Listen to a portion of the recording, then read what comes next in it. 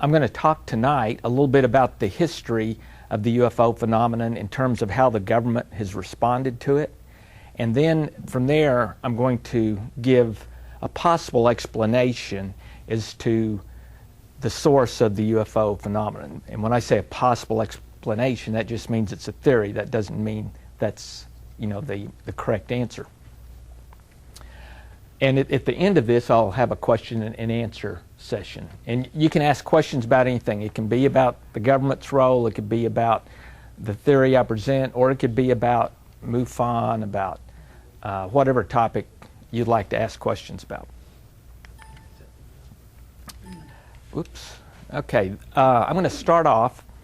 The first half of this lecture is basically based on this book, which was written by an entire group of individuals, some of them from other countries. For example, if you look there, Klaus Fahn, Vicente Juan, Bill Chalker, those guys are from Spain, Australia, and Sweden. Michael Swords is the primary source of much of the information that was in the book. I did a lot of the bringing the team together and making it actually happen. And then we have Barry Greenwood, Jan Aldrich, and Steve Purcell, and Richard Thiem. And those guys did a lot of work in terms of researching at National Archives. Between all those individuals, there are decades of work that was put into this. To actually write the book took us 5 years. The 5 years was basically just compiling it, deciding what's the best information to put in. And believe it or not, one of those 5 years was simply spent on copyright law related to the 200 plus photos that are in this book. And once I went through that, I understand now when you go pick up a book at the library, a modern book, you rarely see photos, and that's why it is a pain. Okay, I want to show you some of this room. This is a wall in Mike Swords' house. Now, Mike lives in Kalamazoo, Michigan. His home's about 1,500 square feet. And there, of course, they have basements, which we don't have here. His entire basement is full of these type of books. And some of these are also books about anomalies, so I'll have to get him with you one of these days. There's another wall, the entire basement. So one thing you know is Mike is not married.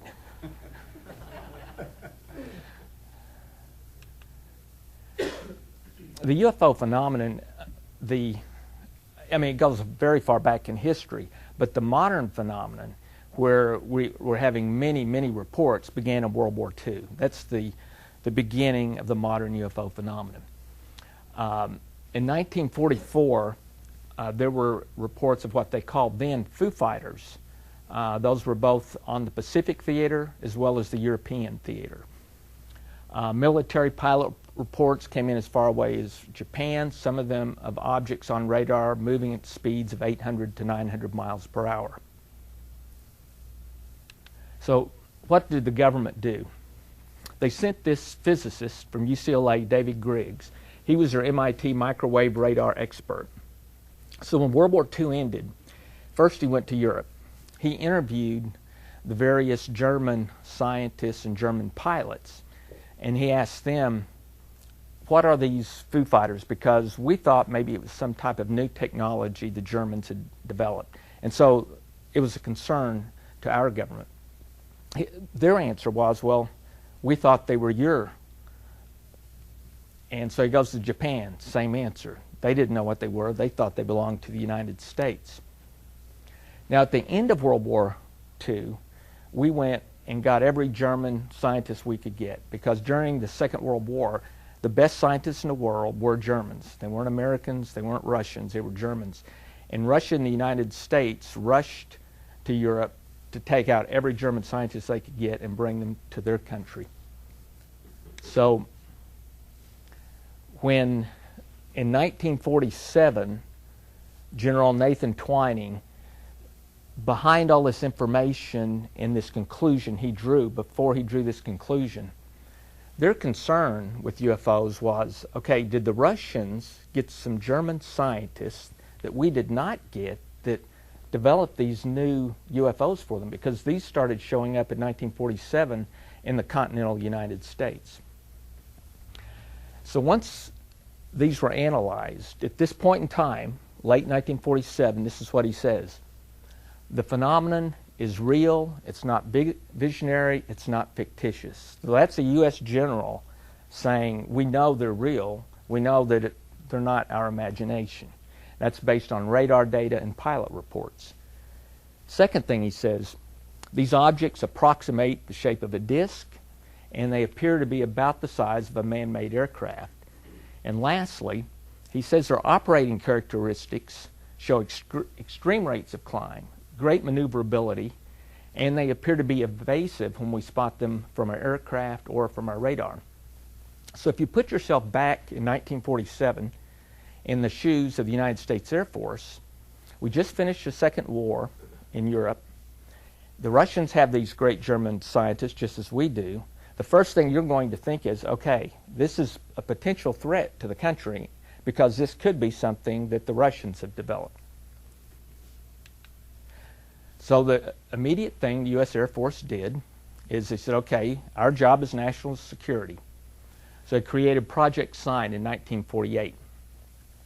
Interestingly, within a year of Project Sign, some of the Air Force officers who evaluated the reports from pilots and from radar said, you know, there's a reasonable possibility that these are not from Earth. And they floated that up. They called it a estimate of the situation, a military term. And it went up through the Air Force ranks till it got to Vandenberg. And then he immediately shot it down. And he said, there's no way we're going to say that to the public. And so then they came out with a different report which basically said, we don't know what they are, but we're investigating it. And they shut Sign down at that point and created a new project, Project Grudge. That was in 1949. Now, the one thing to note about Project Grudge is this is when the U.S. Air Force's reaction to something unknown that potentially threatens national security. You see two sides of the coin. You see what they do internally, and you see what they do with the U.S. public.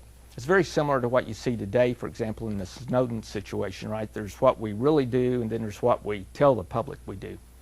Well, if you look at that first line, here's what General Cabell, who was the head of Air Force Research and Development, this is what he told his officers to say whenever someone from the public reports a UFO. We have investigated and evaluated blank incident and have found nothing of value and nothing which would change our previous estimates on this subject. Meanwhile, behind the curtains, this is what he's telling his officers. And these are actual quotes. These are not anything we made up. These come from Freedom of Information Act documents that the government has released. Behind the curtain, he says, what do I have to do to stir up action? Anyone can see we do not have a satisfactory answer to the saucer question. I want the answer to the saucers, and I want a good answer. So you can tell at this point in time, the Air Force, they believe this is a real concern, and it's a potential national security threat. Meanwhile, they don't want the public getting concerned about it, but they're off investigating it. Whoops. So now we move forward in time. It's now June of 1952. This piece of documentation, Mike Swords and I went to Texas A&M University to their archival library, and that's where we got this actual quote, which came off a audio tape, which was made by one of the Colorado Project scientists who interviewed a Boeing engineer up in Montana. And so this is what was on the tape. The Boeing engineer tells the Colorado Project scientist. This is June of '52, before the Washington, D.C. events, where all the flying saucers were seen in Washington, D.C. At a distance of 130 miles to the northeast of D.C., 3 different Army radar units detect an object at 18,000 feet. The signal was strong. It remained stationary on radar for 30 minutes. and then it begins to move. By the time it reached the edge of our scope, it was traveling over 1,000 miles per hour. You can't explain something that sits still for 30 minutes and then begins to move at 1,000 miles an hour is a radar angel or an inversion in the atmosphere. That's not the type of signature you would get. He goes, our report went all the way to the Pentagon, and the order came back. If another one came in, we were to fire on it. So you know the Pentagon did not think this was a cloud inversion. After that first night, we loaded our 90mm anti-aircraft guns, which was unusual to do in a populated area. So this was a case in 1952 where they loaded 90mm anti-aircraft guns and were ready to fire over civilian area, basically in case they could catch one of these UFOs. They also scrambled F-94 jet fighters from McGuire Air Force Base. Now, as we all know, 1 month later, all the events happened in Washington, D.C., but those events were already ongoing on the eastern seaboard before that occurred. So how did the Air Force react? Well, they were scared, right? And there was a big press conference, so they had to talk to the public about it.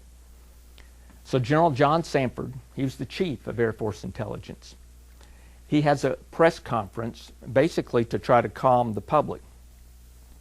And one of the key things he says is credible people have seen incredible things.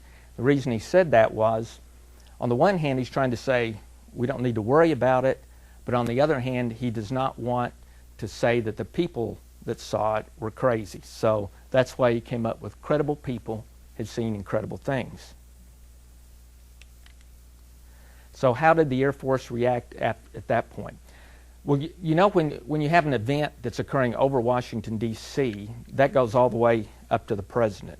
So now the Air Force has a headache, right? If you're the head of the Air Force, the last thing you want is Congress and the president bothering you about these UFOs that have been showing up on your radar screen. So they say, okay, let's create Project Blue Book, and that'll help calm people that we're going off looking at all these various UFO incidents. So they created it with a scientist by the name of Dr. J. Allen Hynek. He was their physicist who would look at reports along with the Air Force officers. He was an astronomer and a consultant to Project Blue Book. The other thing that happened in 1953 was the CIA entered the picture. Before, it was just the Air Force. But in the book, and I've got a couple of them over there on the table, we go into how you actually see the Navy, the Air Force, the FBI, the CIA, all fighting over who's going to go investigate UFOs, because it was like the latest new thing, and if there was going to be some glory, they wanted it. So right after the event in Washington, D.C., the CIA, which was formed only a few years earlier, enters the picture. 4 months before what was called the Robertson Panel. I don't know if all of you are familiar with the Robertson Panel. They met to discuss the UFO incident. They were put together by the CIA to evaluate it and give recommendations. Well, 4 months before they ever gave their recommendation, there was a memo put out by the assistant director of the CIA. The memo says, we have 3 conclusions about flying saucers, and this was a 6-page memo, and this is the end of the memo. Flying saucers are not a threat to national security, but reporting on them could impact national security. Why could reporting on them impact national security? If you remember how telephone systems worked back in the early 1950s, you've got this lady who's, connecting phone lines, right?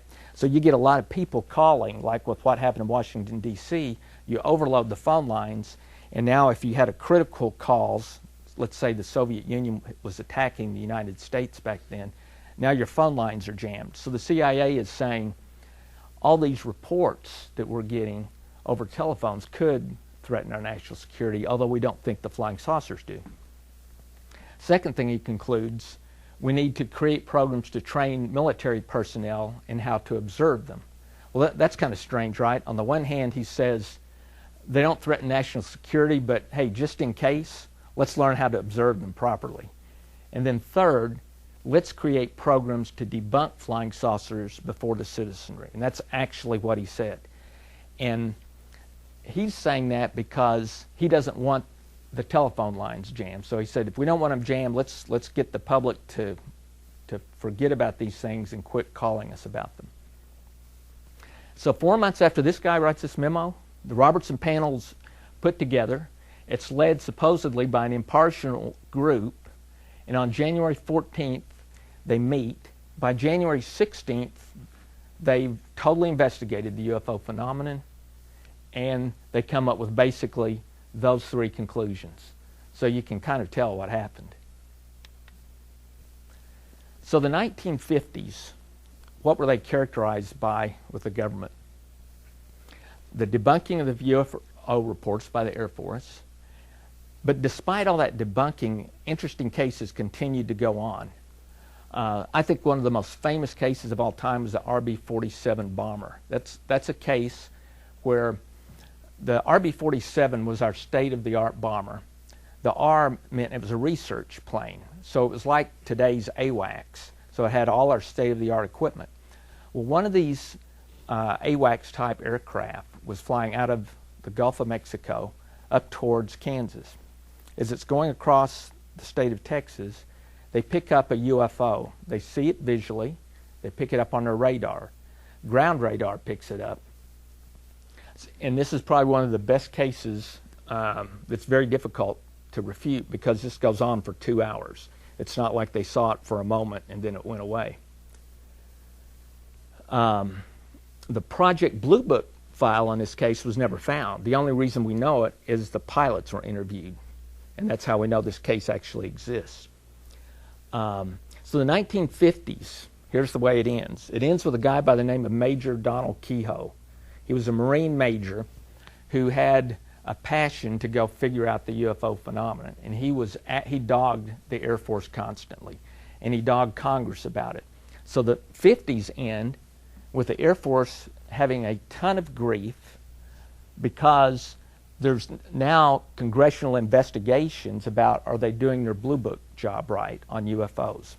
So stop for a moment and think, what are you wanting to do if you're the Air Force? You've got this UFO phenomenon. You don't think it's a national security threat simply because nothing bad has happened so far. Congress is bugging you about it. So the first thing you want to do, get it off your back, right? So what happens in the 60s? Well, it just gets worse for the Air Force. NICAP's formed. Who creates NICAP? This is the first civilian UFO organization, NICAP, 1960. It's headed up by the first director of the CIA, a guy by the name of Roscoe Hellencotter. He was a Navy admiral. He was the head of the CIA for about one year, a year and a half. Then he left. Okay, you would think if he's the head of the CIA that he knows at least whatever the government knows about UFOs. Well, here's what he stated as the head of NICAP. 1, UFOs are guided by intelligence. That's the same thing the other guy stated way back in 1947. 2, they're not Russian. It didn't take us long to figure that out. 3, we have never properly investigated the UFOs. That's true clear to today. We've never properly investigated the UFO phenomenon. And 4, Congress needs to look into this. Well, what he said is not what the Air Force would want to hear. And then it gets further worse when in March 1966, there were a bunch of cases in Michigan of UFOs, the bright lights that were moving through the sky. So the Air Force gets a hold of Alan Hynek, who was their main hatchet man. And so they asked him, what could this be? And he said, well, it could be swamp gas. So they floated the swamp gas theory. Well, there happened to be a guy, a congressman of Michigan, Gerald Ford, who of course later became a United States president.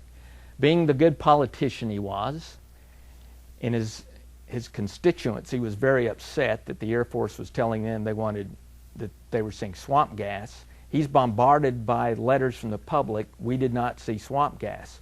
So he says, okay, I'll initiate a congressional investigation. So now we have another congressional investigation, and the Secretary of the Air Force, Harold Brown, actually had to go talk before the House Armed Services Committee because of this. So now the Air Force has got a real headache. It's gotten worse and worse. So they're going to finish this off right away. And that's when Harold Brown requests that a university do a study on UFOs. That study's the Colorado Project in 1969. And I won't go into the detail. In our book, we have a long chapter just about this study. But in effect, it was basically a study which concluded the same thing the Air Force has been wanting to say all along. It's not a threat to national security. We don't need to be investigating it. We want it out of the business. So the Air Force closes Project Blue Book, and they stop answering public inquiries related to UFOs. All future investigations are no longer reported publicly, but sometimes they did leak out through like FOIAs. And here's an interesting part. Remember Dr. J. Allen Hynek, the guy who came up with the swamp gas idea and who was the basic guy for the Air Force to kill and debunk any UFO reports? I guess you might say he went from the dark side to the good side. So he decided, you know, there is something to this, and he becomes the founder of a group called CUFOS, which was another UFO civilian organization. So that's interesting. The guy who actually had all the information, just like Alan Hillenkotter did with NICAP, became a UFO supporter. So the Air Force has gotten out of the business, but UFOs have not gotten out of the business. They're still occurring in the skies. So cases still occur. Now these cases the Air Force no longer tells us about, so we have to find them through Freedom of Information Act requests. The first most interesting was Loring Air Force Base in Maine in October 1975. Now in that incident, the Air Force actually released 24 documents of what happened. Now if you were to ask the Air Force today to release documents on a UFO sighting, you would get zilch. You would not even get a response other than for them to tell you they don't have any information. So why did they respond in 1975? Remember, President Nixon in 1972 had been impeached, and that was the Watergate affair. Well, in 1974, Congress reacted to that and created the Freedom of Information Act, which says anyone who's a U.S. citizen has a right to get that information. So this is a new law. So when the Air Force gets this request, they're not going to, in light of what's recently happened to a president, etc., they respond to it. And this is one of the few times there were responses. In these 24 documents, basically, in a nutshell, this is a B-52 nuclear base, and a UFO comes into this base. Comes from Canada. They don't know if it's a UFO. They're picking up on radar. So they basically call over the tower, you know, identify yourself. You're coming across restricted airspace. There's no response. They do it again, no response. By now, this object is now over the base. So the Air Force sergeants who are in the K-9 duty actually see it. They call the tower and they say, we've got an object coming onto our base. What do you want us to do? And they said, just continue to observe it. Well, this object goes towards their nuclear stockpile and comes within 300 yards of it. And basically, these guys described this object, and they were 300 feet away from it. It's about 5 feet above the ground, and it looked like the shape of a football with a myriad of colors that were just kind of a little bit like when you see a mirage and how you see a wavy type pattern. That's what they saw going around this object. There's a lot more to that case, but that was an interesting case that came up through Freedom of Information Acts. Tehran, Iran, I won't go into all these, but in September of 1976, there was a case where back then Iran was our partner, back when the Shah ran the country. They had F-4 Phantom jets, which was the U.S.'s state-of-the-art Phantom jet. UFOs are seen both of these there are two different phantom jets go towards the UFO, and as they get close enough to it, they lose all of their communication capability as well as their ability to fire weapons. But they don't lose power to control the aircraft, but they lose everything else. Alaska 1986, that's another FOIA release, and that was Japan Airlines. That was radar and visual confirmation. Of course, the Phoenix Lights. And then the last one I personally investigated, Stephenville, Texas, January 2008, where we got radar data, radar and visual unknowns. So basically, the Air Force gets out of the business. There's still investigations that go on, right, because I just gave you examples there.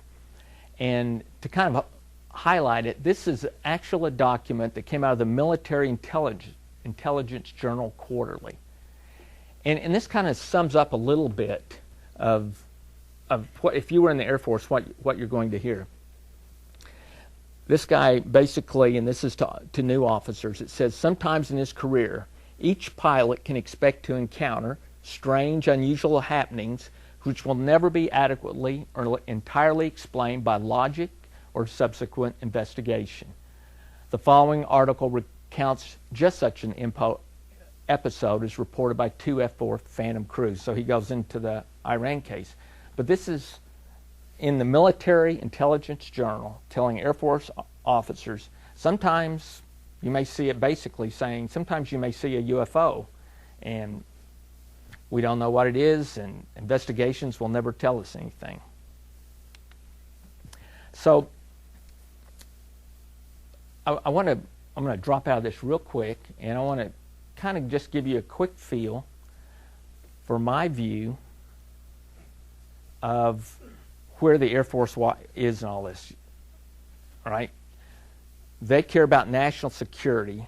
UFOs are something which I truly believe that they feel, as far as they know, is not a national security issue. And I think this best sums up, for those of you who ever watched Hogan's Heroes, this is my view of how the Air Force has handled UFOs.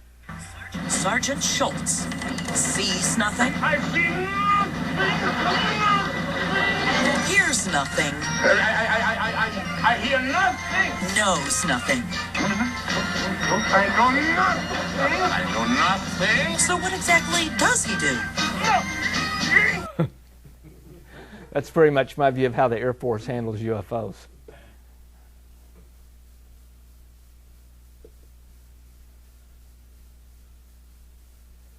Okay, so now I'll have to go through those real quick. I wanted to give you an idea, something that might potentially explain the UFO phenomenon. So this is a theory, doesn't mean it definitely does. So remember I said the phenomenon really blossomed and took off in World War II in 1944 and 1945. Okay, so let me give you a little background before I give you my theory. So the background's a little bit about us.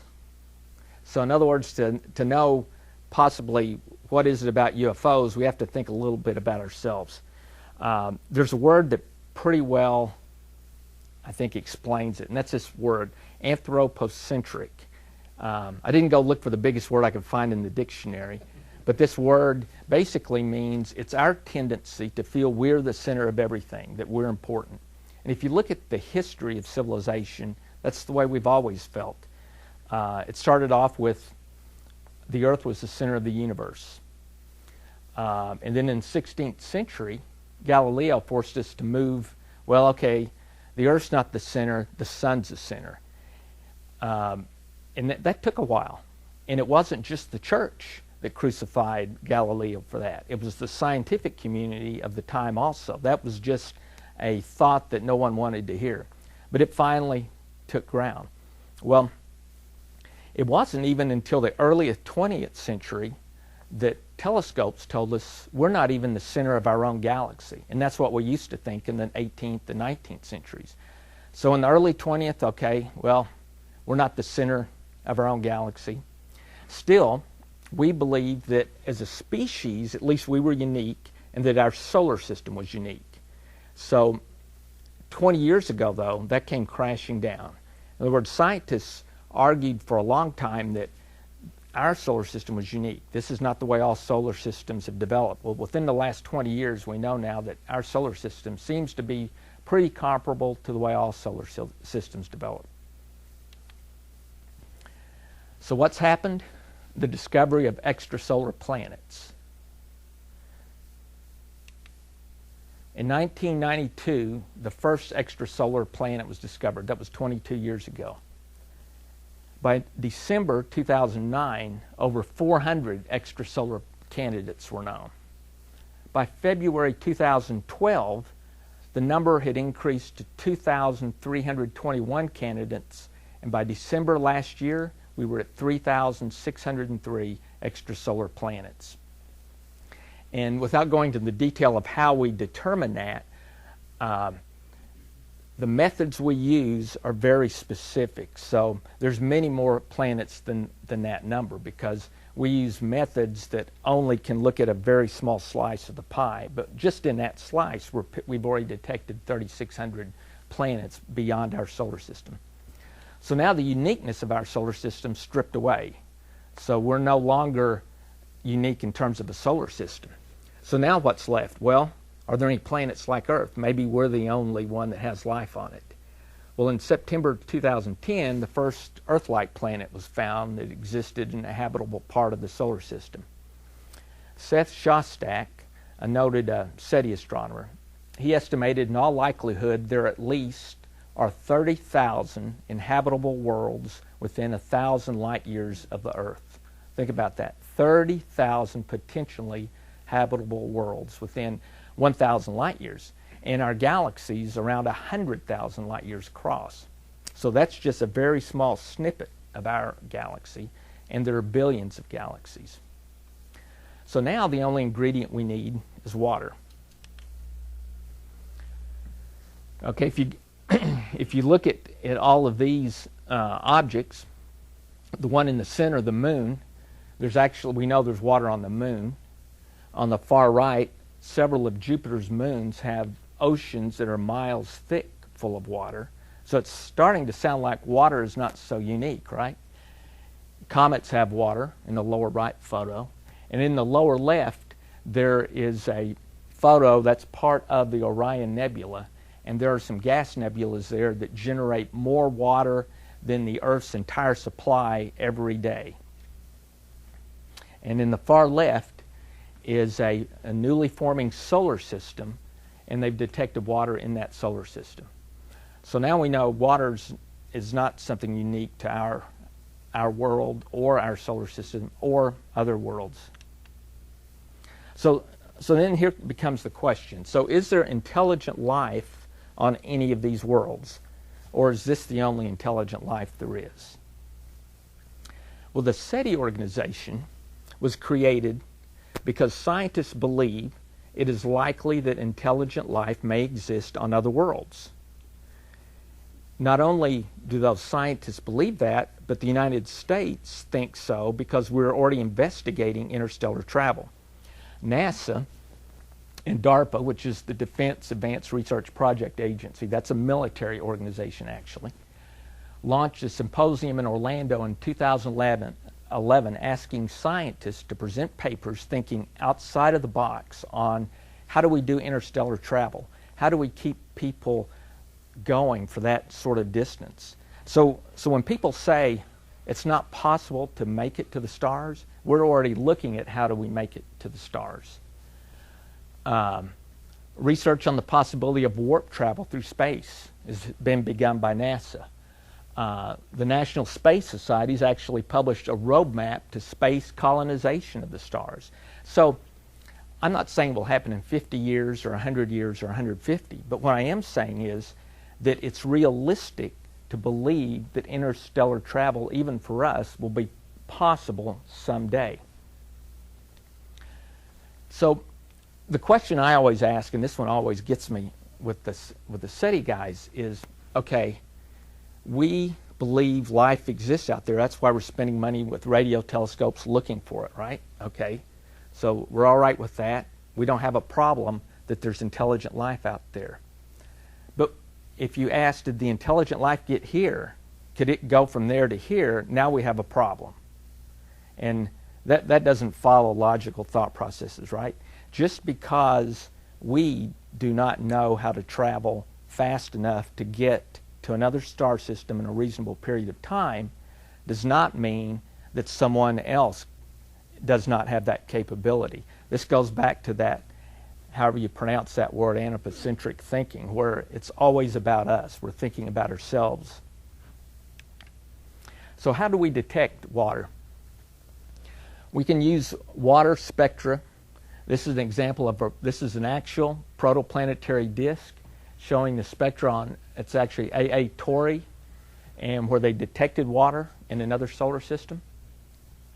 So within approximately, I would say within 30 to 40 years, we will have the capability of picking up whether or not water exists in the atmosphere of another planet. So now the question becomes, okay, we're learning these capabilities, right, to detect water, to see if it's likely there's life on another planet. So the question becomes, has intelligent life detected us, right? There's 30,000 stars out there, and that's just within 1,000 light years. Have some of them detected us?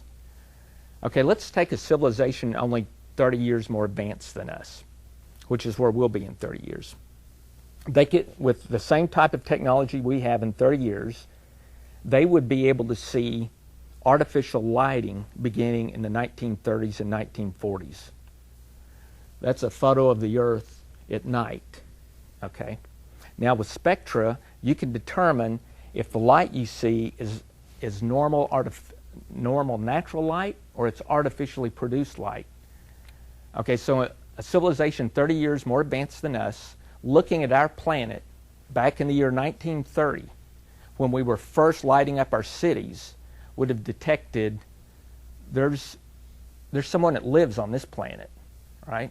Because it doesn't make sense that they see that.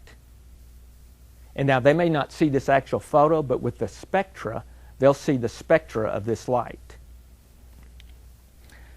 The other thing they potentially could see would be, if they had their telescope dedicated to us, would be when we used nuclear testing in the 1940s and 1950s. When nuclear weapons detonated, that would have shown up. The third thing they would have seen, go back to, remember this spectra, they would have picked up uranium-235 and plutonium in our atmosphere. So what would that mean? Well, those are not naturally occurring in a planet's atmosphere. So at that point in time, they know, okay, there's a civilization here that now understands nuclear power. Now, they may have already wiped themselves out, but we know at least there's someone potentially there. Okay, so how about, now what could that civilization do? 30 years more advanced than us, not much. They would just know we were here. They couldn't get here, just like in 30 years we won't be able to get there. But how about a civilization 200 years more advanced? How about 1,000 years more advanced? Think about if you took an F-16 and flew it back to the day of Columbus. How far advanced is that our civilization is the one that existed 500 years ago? Imagine a civilization 500 years more advanced than us, and that type of difference you see between us and the year 1492 will be much more exaggerated, because science and knowledge is increasing much more rapidly today than it was increasing 500 years ago. So our views are what I call those anthropocentric views, argue against all this, right? Our logic says, okay, if an intelligent civilization exists, they've observed our planet, they know we exist, they know where we're located, but inside, we just don't want to believe they could get here. So, the conclusions. We know that reports of UFO sightings mushroomed in 45 and 47. We know that light from our planet could have been visible as early as the early 1930s, which is basically what's that, about 17 years. So anyone 17 light years away would, as our light's propagating out, within 17 light years would have known by 1945 that, that we existed. And within 8 light years, assuming they could travel at the speed of light, the light would have got there in 8 years and given them 8 years to get back here. Now, if you have a civilization that can travel faster than the speed of light, then they could be almost anywhere and know that we existed. So why haven't these civilizations made contact? That's the question you always hear asked, right? Most scientists will ask that. Well, why would they land in a cow pasture in Stevenville? Why would they, land over in Utah somewhere? Why wouldn't they land in Washington, D.C.? That question is driven again by our anthropocentric nature, right? That thing that we're the center of everything. So if it's difficult for us to imagine why an advanced civilization would not want to contact us. But if you think about it, think again about 500 years ago in 1492, if we somehow went back to a civilization that far behind us, are we going to seek out the leader of the world at that point in time, which would have probably been basically the King of Spain? Would we have gone to him to see? No, probably not. We could have cared less. We would have just landed wherever we wanted to land, if that's what we wanted to do. And I think that's the same for any advanced civilization that ever comes here. I don't think they're going to honor our government and political structures. So that's kind of my view of the UFO phenomenon. I don't know for sure what caused it or causes it, but if I was going to bet money, my best bet right now with the information we have today is that it's probably extraterrestrial. So that, and as a scientist, that doesn't mean that I don't consider other possibilities. It just means I think that's the most likely based on all the information that I've ever seen. And in terms of our government, I think its view is one of those views of, okay, yeah, there may be something out there, but I don't want to know about it, kind of like Hogan's Heroes. I don't think that they're out there doing anything. I think they're just like, got my blinders on, and I'm going about my business, and that's the way I'll continue. So that's kind of my view of the whole thing. I hope this kind of gives you a little feel for how the government's reacted to the UFO phenomenon and one possible theory that might explain why we see UFOs. So I'll take any questions anyone has. Yeah. There have been reports that we actually had a shooting war back in the 50s with some of these craft. That we tried to shoot some of them down, and we may have downed one or two, I'm not sure, but they apparently downed several of ours, and then the Air Force finally gave orders not to shoot them down anymore. Yeah. And do you cover that at all in the book? In the book? We just pretty much just deal with things we know, right? So unless we found a government document that said that happened, it's not treated in the book. And I've never seen. Now I'll give you mine. We know the government has ordered military aircraft to fire at unidentified objects in the past. How many times they've done it, I don't know for sure. I can think of about 3 incidences. My view is that a civilization advanced enough to get here, there's no way we're going to shoot them down.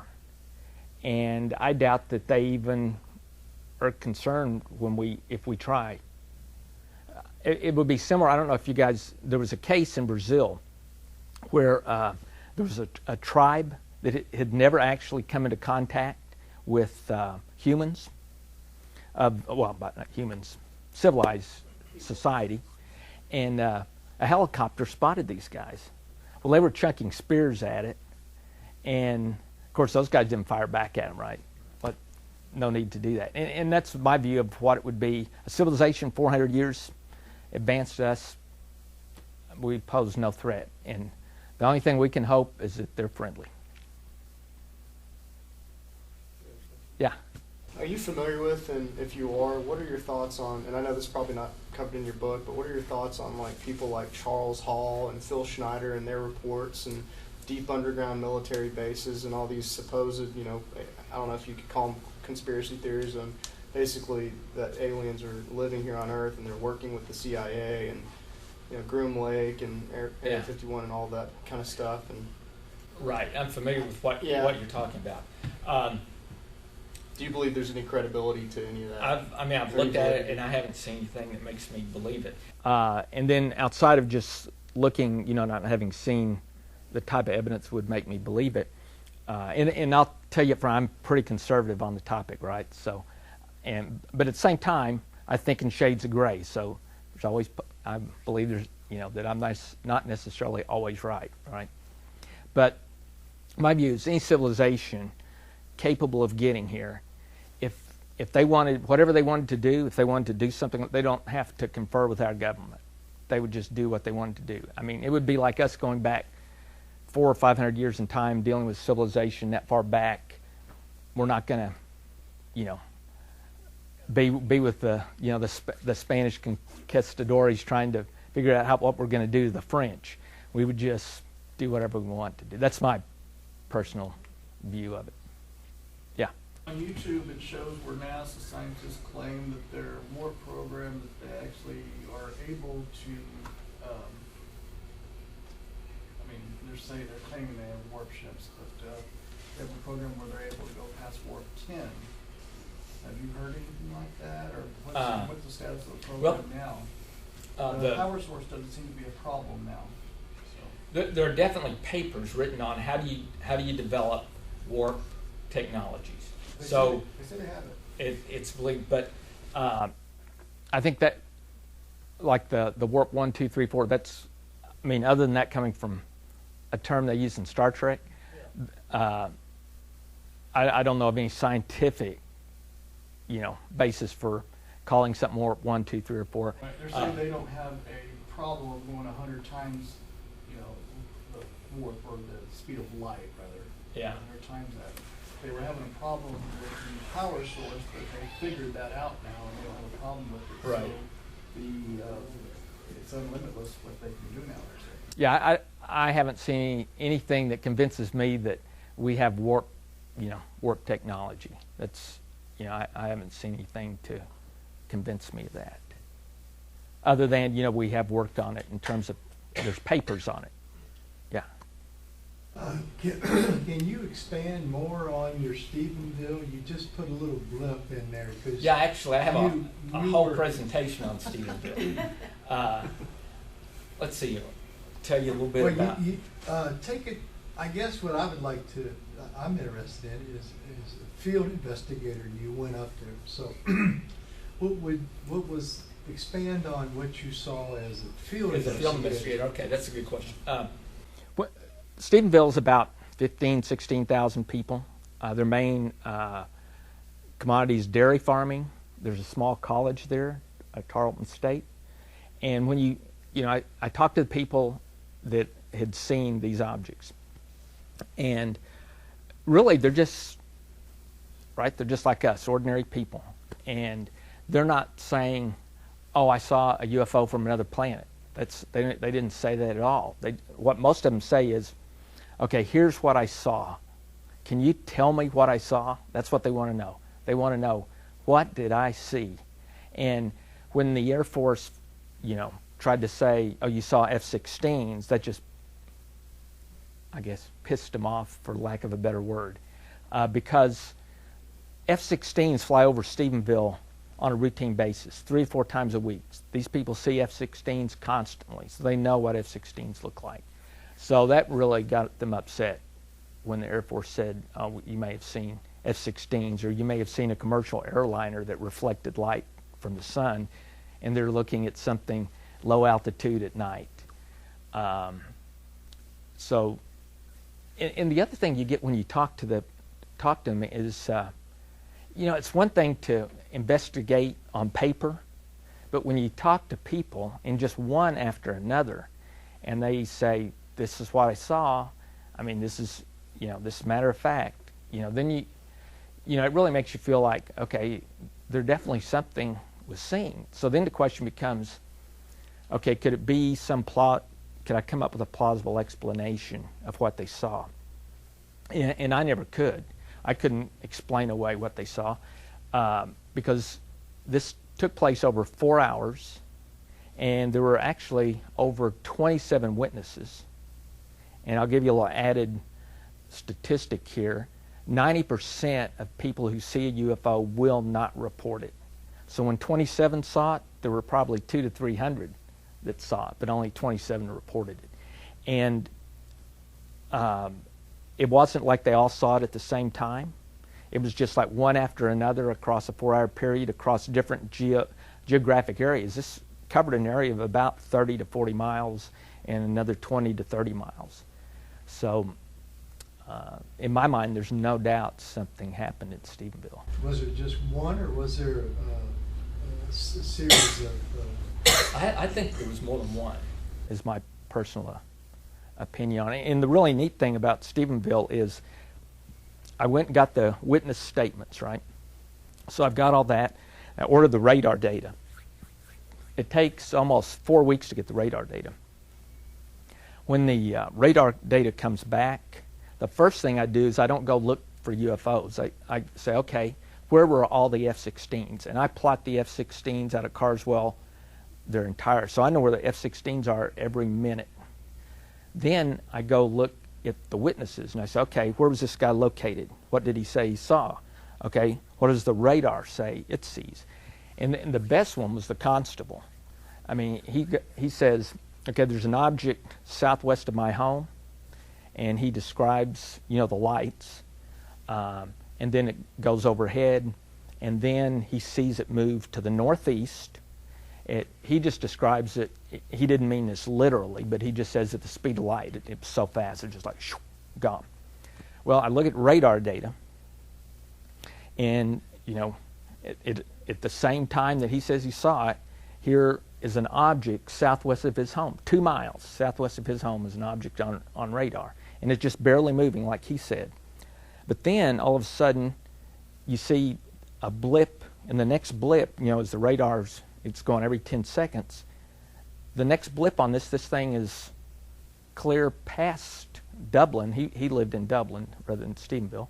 And I calculated a minimum speed of 1,900 miles an hour.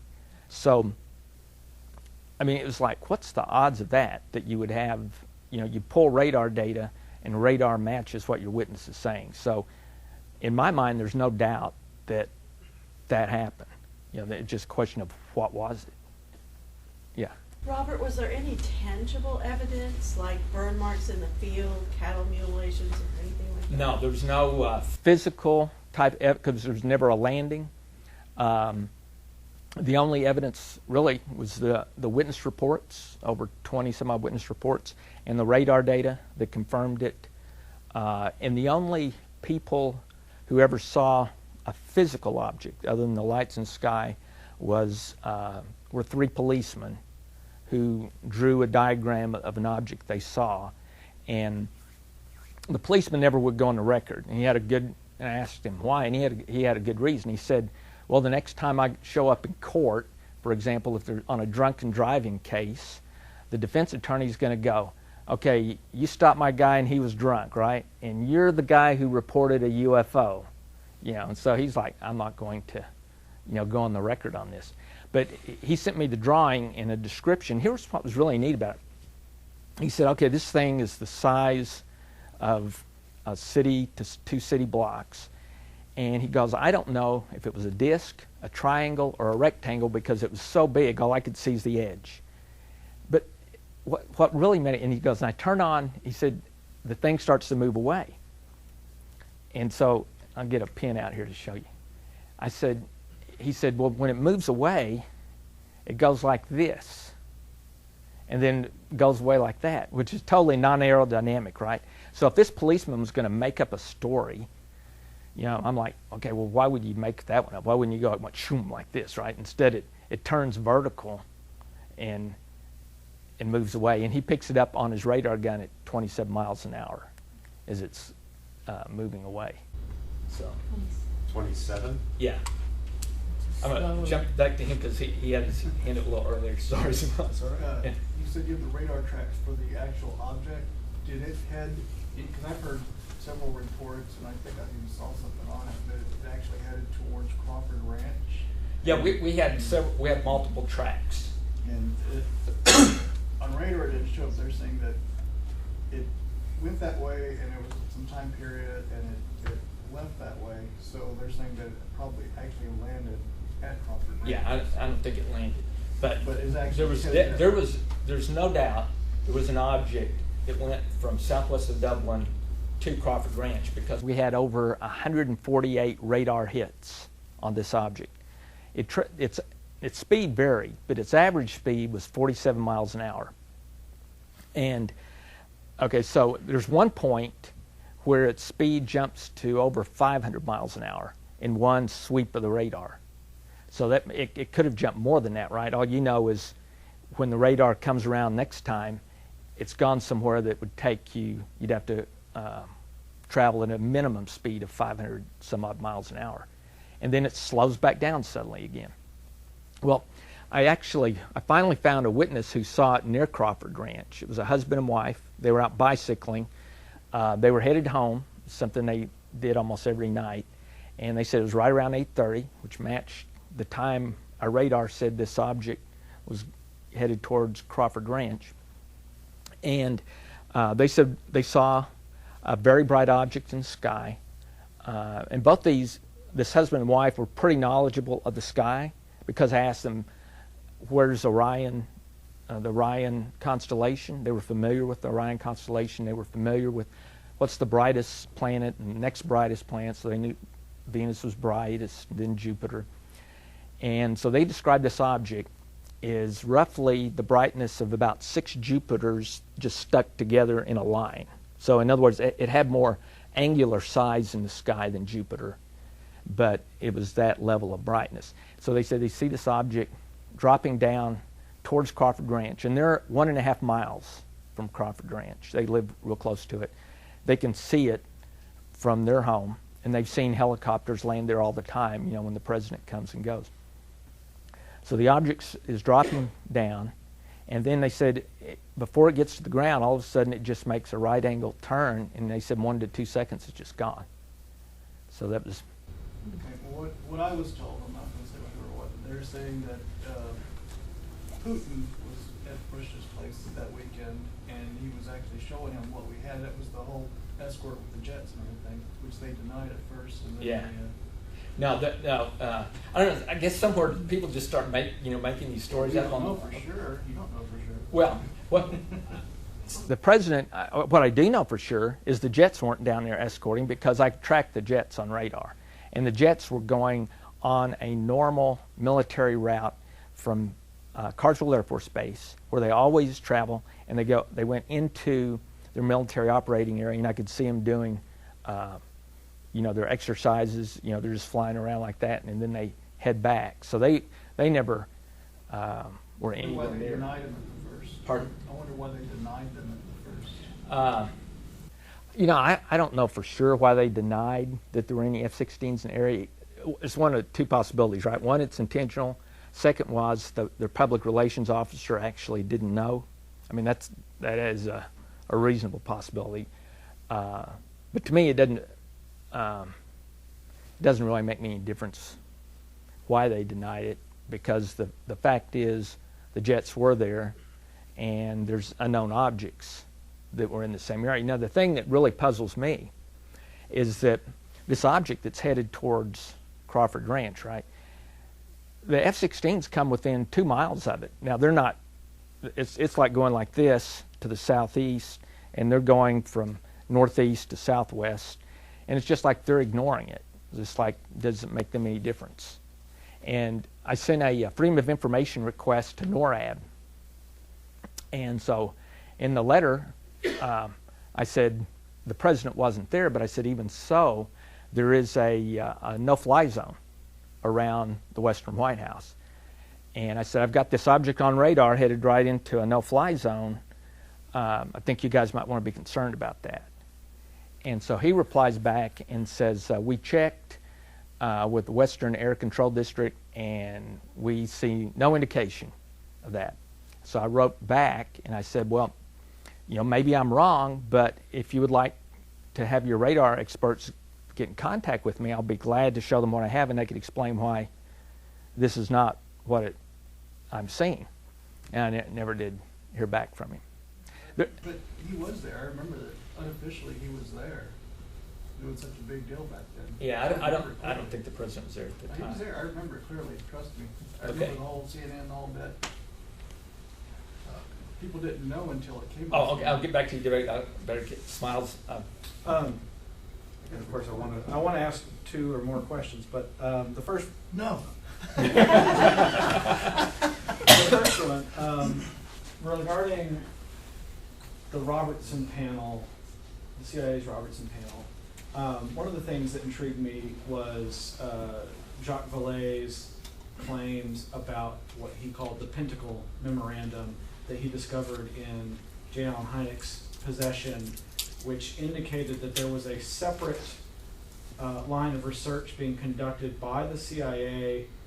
I believe it was called Project Stork, and had some connection to Battelle Memorial Institute, and that they wanted to make sure that the Robertson panel scientists didn't get access to that information. And what I gather that alleged Project Stork program was to stimulate and or simulate UFO waves somehow, and to You mean like a flat? Yes, a series of sightings, and to gauge the public's reaction, like as a scientific experiment.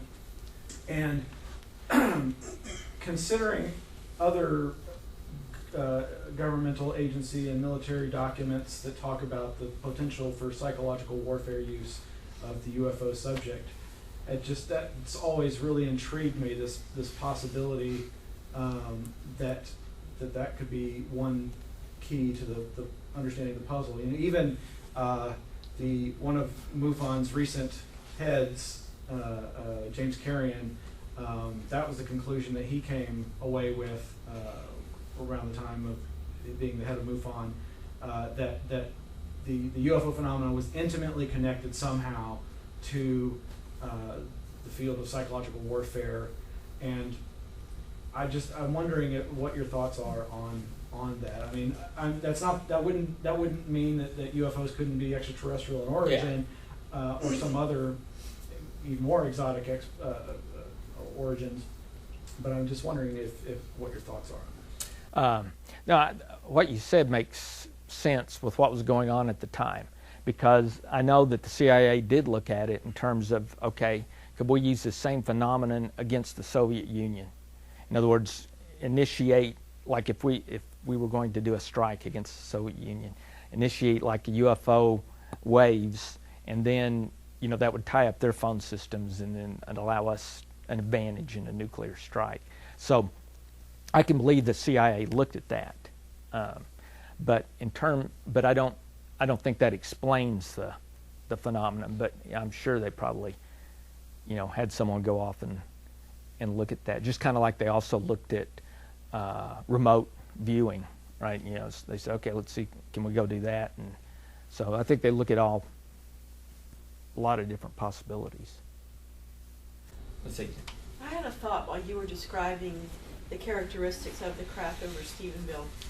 I heard about the dreadnought that they saw in the Ukraine. Do you think that there were any similarities? By a dreadnought, I'm not sure what a dreadnought is. The Did y'all hear about it? cylinder-shaped craft. Oh, then is it very large? Yes. Okay. And it was supposedly ours. And I heard, now this is just speculation, I don't really know, but it was over the Ukraine, and it was like making a presence there to show Russia what we had and what we could do. So I don't know if you heard about that or not. N-A-U-G-H-T, dreadnought, something like that. I haven't actually read on that. I mean, my view is that that we do not have the capability of taking a large craft, other than, you know,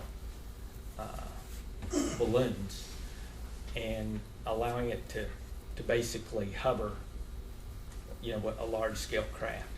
I don't think we There's have. something That's on just YouTube my- about that. You might just kind of want to Yeah, I'll think about check that on that. because it Look was at that. sizable like that, but yet it could do some things that were pretty unique.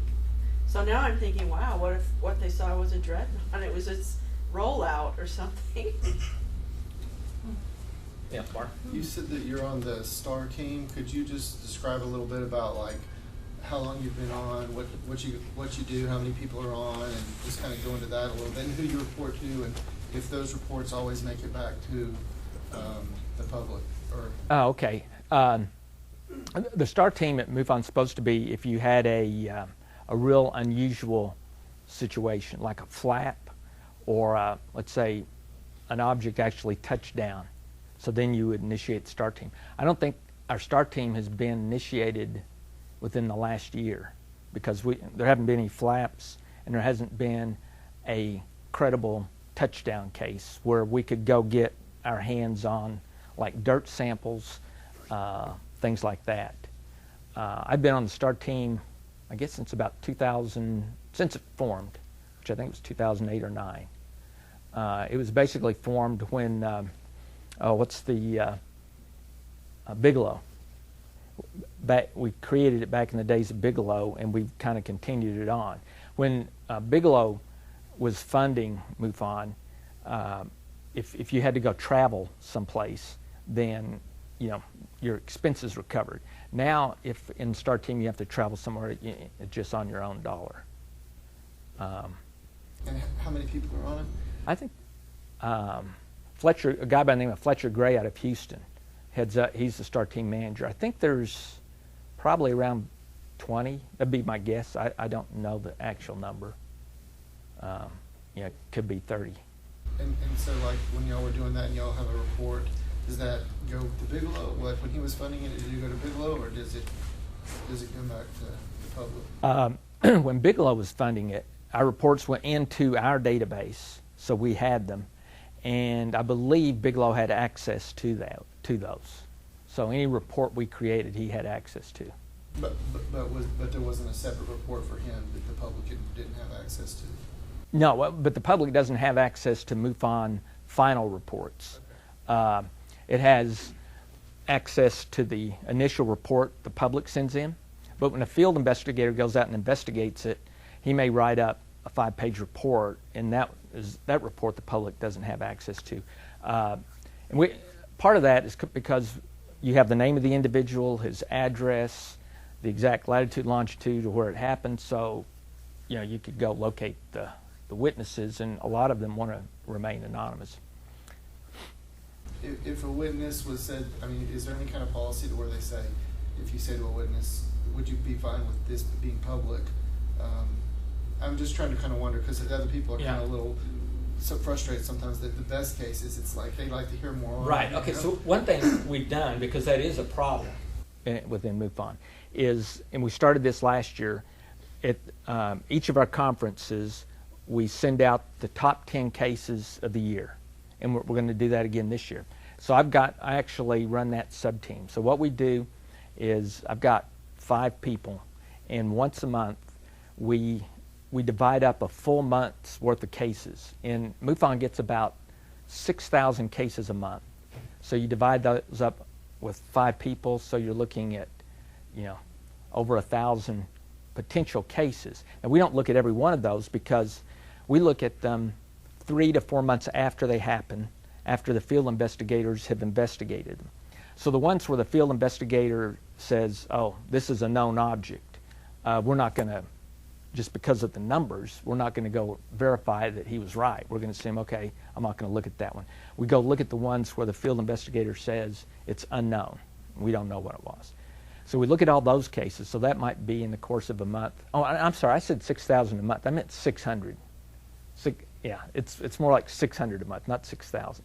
So we divide, out of those 600 cases, roughly 40% will be unknown. So that's like 240 cases. So the 5 of us will go through those 240 cases in a month, identifying the ones that we think are the most unique. We put those in a bucket each month, and then next month, the ones we've done for the year 2013, we'll turn those over to the Science Review Board. So I'm on the Science Review Board, and there are 2 physicists, a geologist, a computer scientist, and an engineer, and a chemical engineer. And what we do is we just do a, it's subjective. We do a rating system based on how strange is the case. Are there more than one witness? Is there, did it occur in the daytime? Was it close enough that there's no doubt what it was? When it's like lands right over here, either I'm lying or it was there, right? There's no Venus or Chinese lanterns or anything like that involved. So that's a big plus. So we look at all these pluses. We identify the top 10 cases. And like last year, we listed the top 10, and we'll do it again this year. In those cases, we give a pretty good detailed review of what went on in those cases. And I've got on my list of things to do to put the very detailed report, but I just have to strike out names and addresses and all that from it. So if you haven't seen the 2012 list of top 10, I can send you the list. If I can give you my email address, it's rpowell, and then just at austin.rr.com. Yeah. I haven't read your book or anything, and I feel kind of compelled to ask. I'm from northern New Mexico, which is big UFO territory, and I was raised with the Roswellists. I just feel like it's been a childhood friend for it's always been there. And the Roswell incident is something I've heard different facets of all my life. And I was just wondering if you would care to comment on that. Do you think that was a generated flap, or was there anything to that? Or I don't think it was a generated flap, and there's no doubt in my mind that something happened in Roswell. I just don't know exactly what happened. Do you believe that there was the crash stuff and that they put it in a garage and they had that stuff and all those, that they had a body? Yeah, Roswell's a tough one. My gut feel is I'll tell you why I'm prejudiced on Roswell, is because there's a lot of good witnesses on it, right? Yeah. And we do touch on Roswell briefly in the book, but we don't go in detail. One thing we do point out, that the Air Force tried to cover up something. There's no if, and, or buts about that. My view is, again, I could be wrong, but I don't believe a civilization capable of getting here is going to crash. And that's just my personal prejudice. So, what if they don't have to get here because they're already here? One of the alternative theories that I find has a lot of potential merit is the idea of the cryptoterrestrials, the idea that what if we're dealing with a civilization that has actually been here as long as we have? We know, some people believe that the phenomenon has been interacting with us as long as we've been on the planet. Yeah. Certainly, most people agree that it goes back before the modern era, starting in 1947.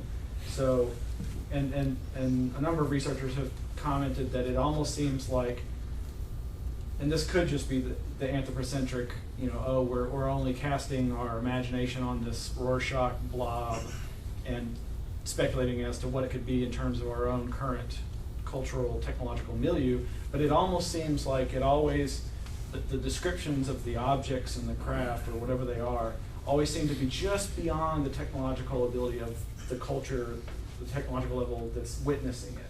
Yeah. So what if there were some pre-existing civilization that really wanted us to think that it's extraterrestrial, so that we wouldn't figure out that they're right here with us? Right. And perhaps they aren't as superior as we might think, but they again would benefit from us thinking that they are. Have you ever entertained that possibility? I've kick that one around some. I think if there was another civilization that was here besides us, they would have to be pretty advanced for us not to detect them. And I'm just thinking out loud here. Yeah, I'm not drawing any conclusions. I mean, there's some merits to that, to what you're saying. That, what if it's here and it didn't come from, elsewhere? And the thing Smiles mentioned about, as time has progressed, if you look at like the 1940s, right?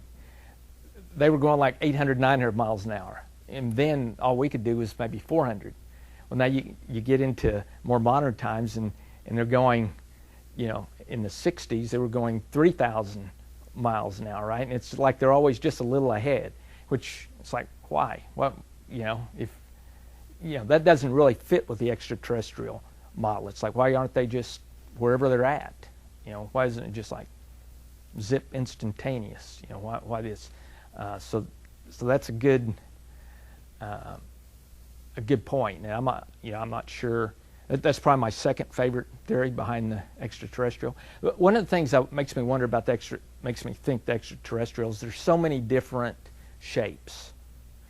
It's like, okay, why, for example, if they were here, why is there a disc shape? Why is there monstrous triangle shapes? Why are there,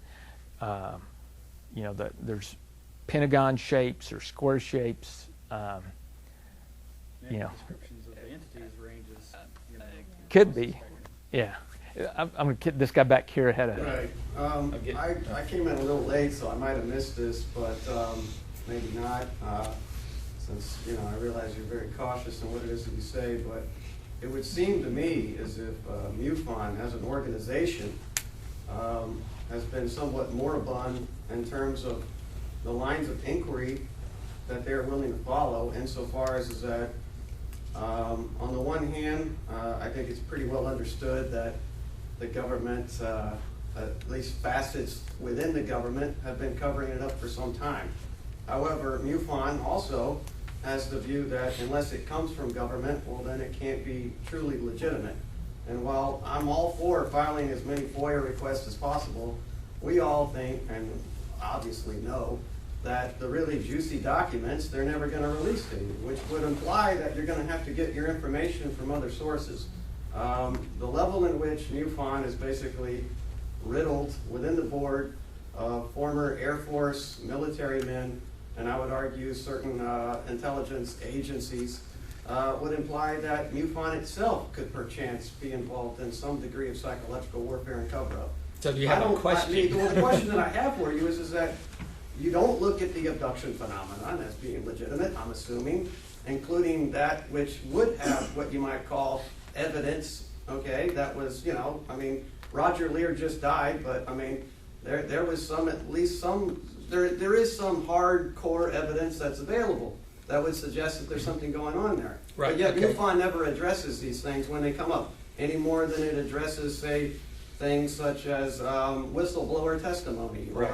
or various documentation which, while you could easily basically spend the kind of money in order to research, apparently they never do. Why is that? Okay, Why so is your it question, seem like- why is that? your statement question is true about me. That's very true. I'm very conservative. It's not actually true about MUFON.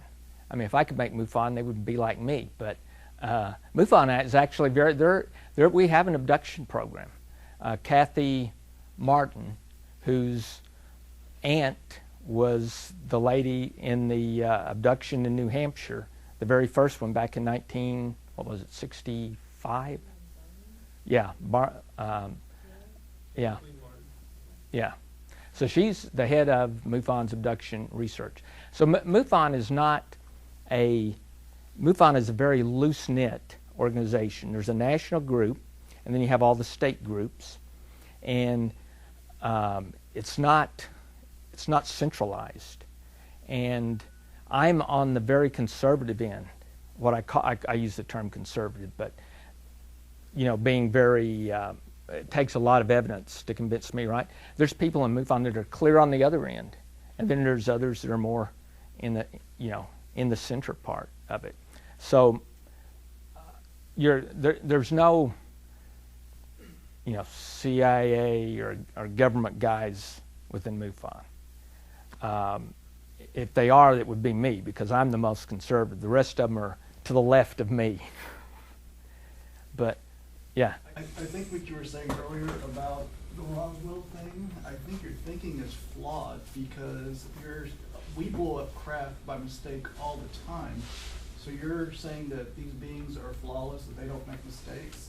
Look at Tunguska. I think it is possible for these beings to make mistakes and have crashes. Could be. I mean, you might be right. I'm just saying that's my gut feel on it. I'm not saying, you could. It's possible. I mean, I've got a lot of friends within. Right, I've got a lot of friends within ufology, and some of the guys that I talk to the most, they believe Roswell definitely happened, no doubt in their mind. I'm just saying, for me, there's no doubt in my mind that UFOs exist, and there's no doubt that I think they're most like extraterrestrial. That's my problem with Roswell. Yeah, thank you. I read a document that said that Snowden said that there is a race of ultra-terrestrials that are in the hollow Earth. And that's a big theory about the hollow Earth theory, that they're all coming from the center of the planet, coming up through the volcanoes and through the north and south poles that are all off limits, no fly zones, which is an interesting theory. Who knows if it's true, obviously. But big question I have is that I came down here because Ray told me that you're talking about all the different planets that were discovered and that they're inhabitable. But how will they ever benefit us as human beings when considering the microbes and the bacteriums and things like that we have no resistance to or no immunity to? How can we just go plop down onto a planet, although as wonderful and fanciful as that appeals to us, and hope to survive? Okay, so your question is? It's just a point, I guess I'm making, is that how can we ever go to hope to live on another world somewhere when we're not immune at all to any of the microbes or bacteria? That will definitely be an issue whenever that day comes, when we try to live on another world. But not to get onto a totally different topic, but amazingly, 90% of our body is actually microbes, believe it or not. There's a whole article in Science News that came out on that. So, in a way, we are a microbe. We're yeah. Okay. From your analysis and over the years, and the UFO sightings that you consider as being legitimate, unknown, whatever, is there a pattern? I'm sure that you looked at this as far as pattern, because you have over military bases and you have over civilian. Is there a pattern of more over civilian? And you ask yourself, what are they looking for? Why are they being seen over this as opposed to this? Right. So my question is, from your data, is it more they're here as observants from your data, or is it something, Oh, okay, yeah. That's a good question. I mean, start one end, go back. I think they're basically observers. But in terms of, okay, what's the pattern? That's one thing that I'm always thinking, how can I find the pattern, right? What's the pattern? And here's the problem that I'm wrestling with constantly as I try to find that pattern, right? Is 90% of your people don't report the sighting because of the stigma associated with it. So you only get the 10%. And then of those that report, some of those are real and some are not real, right? Sometimes it's someone seeing Venus, sometimes it's not. And so now you're trying to figure out, okay, if I'm going to find that pattern, I've got to look at only the real. I can't throw in, when somebody saw Venus or somebody saw the moon. And so it becomes very difficult. Now, I do think there is a propensity for reports to have occurred over nuclear installations. So I've read it, I've seen enough of those that I don't feel that's coincidental. Now, since Fukushima happened in Chernobyl, was there a lot of active around or in the atmosphere itself that you know of from patterns or anything? Oh, you like mean that? UFO patterns? Right. Not that I'm aware of on those two. I mean, the ones I'm aware of are either nuclear power plants, or to me, even more than nuclear power plants, is the U.S. ICBM and anti-ballistic missile bases and our B-52 nuclear bases. Those are the ones where I think it's most unusual. And so I think you have one. You know, how would you report something to MUFON? I mean, how do you get your reports? Can somebody just write you a letter? Or? Oh, okay. If you go to MUFON.com, unless it's MUFON.org, but I think it's .com, there's a whole website, and you click on a spot where it says report your UFO, and it's kind of like Peter Davenport's national UFO reporting site, kind of like his. But you just click on, and there's a form you fill out, and then once you fill out that form, there's supposed to be an investigator contact you within 72 hours. That doesn't always happen, but that's what's supposed to happen. So I've seen some of those sites. And I was also wondering what kind of thing, like maybe I've seen something recently, or I've heard about something in the past, and I'm curious about seeing if they have investigated. I mean, could I ever contact them? Like there was a whole bunch of sightings in Aztec, New Mexico, little town. You can actually go, I'm pretty sure you can do this. I think you can go into the MUFON database, and you can put in a time period and see, you know, what's in there. But all you just see kind of a heading, you know, just a very brief description and a date and a time and a location is I think what you would see. Yeah. Yeah, I was just wondering if MUFON does any collaboration with Peter Davenport. You know, we have on occasion. Like there was, I'm trying to remember the case, but there was a case where I called him and asked, you know, he had a case that was not reported to MUFON, and we had a case that had occurred, same location, same time, but a different witness. And I got him to give us first he contacted the witness, make sure it was okay. We contacted him. And then so we could talk to him, because I always look at Peter's database if we have a really good case, because I want to see, okay, is there another witness out there that may be reported on his system? Which is the larger database, do you know? They're pretty comparable, I think. I've gone and looked at quantities, and both of them are around 500-600 cases per month. The difference with Peter's, you know, he just doesn't have investigators, so. All right, well, thank you so much, Robert. Yeah, thanks. Thank you all for coming. Yeah, thanks, Mark.